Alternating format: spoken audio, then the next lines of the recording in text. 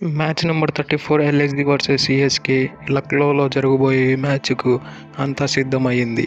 ఇక ఈ match top 5 battles చూసుకుందామా. ముందుగా వీడియోలోకి వెళ్ళే ముందు అందరూ దయచేసి లైక్ చేయండి. అలాగే పక్కన ఉన్న సబ్స్క్రైబ్ బటన్ని కూడా క్లిక్ చేసి బెల్ ఐకాన్లో ఆల్ పెట్టుకుంటే నేను చేసే ప్రతి వీడియో మీకు నోటిఫికేషన్ ద్వారా వస్తుంది. అలా జరగడం వల్ల మీరు ఏ వీడియో మిస్ కాకుండా అన్ని వీడియోలు చూస్తారు. Thank you. Battle number 1 Ajinkya Rahane versus Krunal Pandya. వీరిద్దరి మధ్యన స్టాట్స్ చూసుకుంటే ఇద్దరు 5 ఇన్నింగ్లు ఆడగా 44 బాళ్ళు ఫేస్ చేశాడు. ఇందులో 48 రన్లు కొట్టాడు. స్ట్రైక్ రేట్ చూస్తే 109.1గా ఉంది. యావరేజ్ చూస్తే 16.0గా ఉంది. అలాగే 3 సార్లు అవుట్ చేశాడు కృణాల్ పాండ్యా. ఈ స్టాట్స్ చూస్తే చాలా ఇంట్రెస్టింగ్గా ఉంది, కానీ మ్యాచ్ ఎలా జరుగుతుందో రేపు చూడాలి.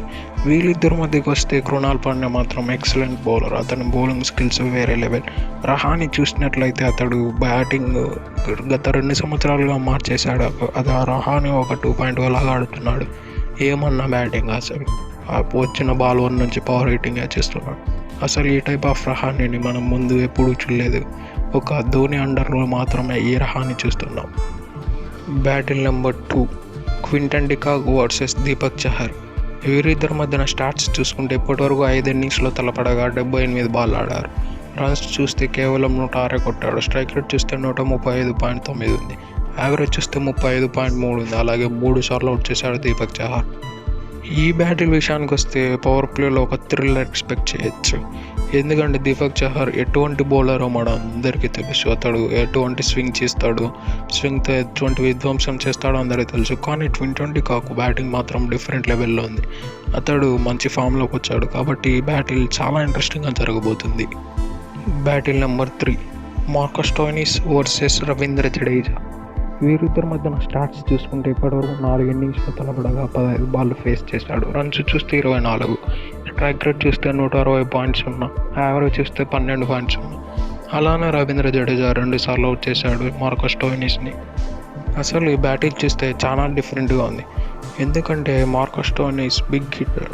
ఎక్స్పెషల్లీ స్పిన్నర్లకైతే వేరే లెవెల్ బ్యాటింగ్ చేస్తాడు. అతడు రవీంద్ర జడేజా బౌలింగ్లో తలపడ్డాడంటే ఇది ఏదో జరుగుతుంది. Something went wrong. ఏదైనా సరే ఈ బ్యాటిల్ మాత్రం మిడిల్ ఓవర్స్లో చాలా ఇంట్రెస్టింగ్గా ఉండబోతుంది. Battle number 4 Ruturaj Gaikwad versus Ravi Bishnoi. వీరిద్దరి మధ్యన స్టాట్స్ చూసుకుంటే ఇప్పటివరకు 2 ఇన్నింగ్స్లో మాత్రమే తలపడ్డారు. బాల్ చూస్తే 11 బాల్ ఆడారు. రన్స్ చూస్తే 17 రన్లు కొట్టారు. స్ట్రైక్ రేట్ చూస్తే 154.5గా ఉంది. యావరేజ్ చూస్తే 17.0గా ఉంది. అలాగే రవి బిష్ణోయి ఒక్కసారి అవుట్ కూడా చేశాడు. అసలు ఈ బ్యాటిల్ చూస్తే చాలా ఇంట్రెస్టింగ్గా ఉండబోతుంది. ఎందుకంటే రుతురాజ్ గైక్వాడ్ లెగ్ స్పిన్నర్లని చాలా బాగా అటాక్ చేస్తాడు కంపేరింగ్ టు ఆఫ్ స్పిన్నర్స్. కానీ ఈ బ్యాటిల్లో చూస్తే రవి బిష్ణోయికి డెఫినెట్లీ తడబడ్డాడు. 11 బాళ్ళలో కేవలం 17 రన్లు కొట్టి చాలా తడబడ్డాడు. రవి బిష్ణోయి విషయానికి వస్తే అతడు ఆన్ ద స్పాట్ ఉన్నాడు. అతడు బౌలింగ్ చూస్తే వేరే లెవెల్లో ఉంది. చూడాలి, రేపటి వరకు వెయిట్ చేయాలి వీళ్ళ బ్యాటిల్ ఎలా కొనసాగబోతుంది రేపు జరగబోయే బ్యాటిల్స్లో. Battle number 5 KL Rahul versus Mustafizur Rahman. వీళ్ళిద్దరి మధ్యన స్టాట్స్ చూసుకుంటే ఇప్పటివరకు 3 ఇన్నింగ్స్లో తడబడగా 29 బాల్ ఫేస్ చేశాడు. రన్స్ చూస్తే 36. స్ట్రైక్ రేట్ చూస్తే 124.1 ఉంది. యావరేజ్ చూస్తే 37.0గా ఉంది. అలాగే ఒక్కసారి కూడా అవుట్ చేయలేదు ఇంతవరకు ముస్తఫిజుర్ రెహమాన్. ఈ బ్యాటిల్ చూస్తే చాలా ఇంట్రెస్టింగ్గా ఉండబోతుంది. ఎందుకంటే కేఎల్ రాహుల్ లెఫ్ట్ హ్యాండర్లకు చాలా ఇబ్బంది పడతాడు. కానీ ముస్తఫిజుర్ రెహమాన్ని మాత్రం సక్సెస్ఫుల్గా అటాక్ చేస్తున్నాడు.